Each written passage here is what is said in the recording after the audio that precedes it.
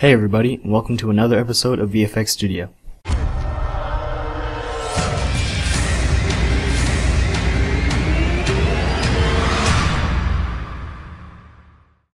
Today we will again be going into After Effects to show you how I accomplished my second entry for the hit film superhero contest. Here's the entry.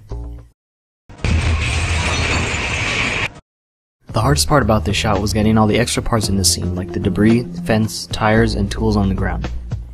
The first step is to create your distant background. Grab a picture of clouds and a dirty concrete floor and lay them out like so. Remember to enable 3D for every layer. Next I took a picture of a fence and created a pre-comp. Duplicate the fence picture multiple times and lay them horizontally next to each other. Go back to your main comp and you will see the many fence pictures will move as one. I masked the edge of the fence and used curves and hue saturation to get the dark blue tint. I got a picture of a barbed wire fence, did the same thing with a pre-comp and placed it over the fence. Get a picture of a skyline, key out whatever color the sky is, and place it behind the fence. Use tint and hue saturation to give it that far away loss of color look. Some pictures of debris were masked and placed in the background. Keep in mind to set up your scene in 3D space as you would a real set, with distance and size made appropriate. I knew the tires in the old car had to have shadows, so I created a black solid for each of them and masked out the shape of it. Then I blurred it and feathered the mask.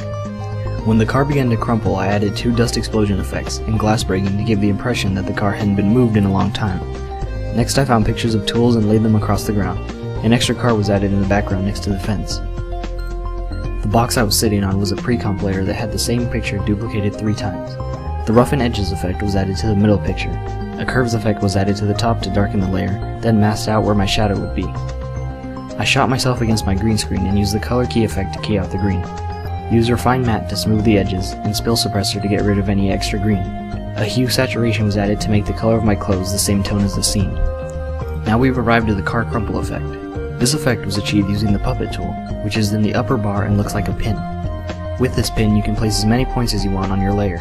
Every point represents a sort of joint that you can move freely. The more points there are, the more control you have over each section of the layer.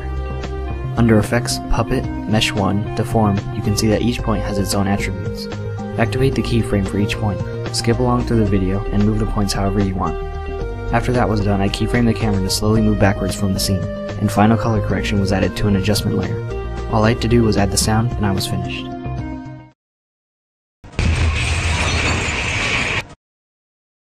Thanks a lot for watching, guys. If you enjoyed this tutorial, please leave a like rating below, add this video to favorites, or share it. Also, consider subscribing if you haven't already.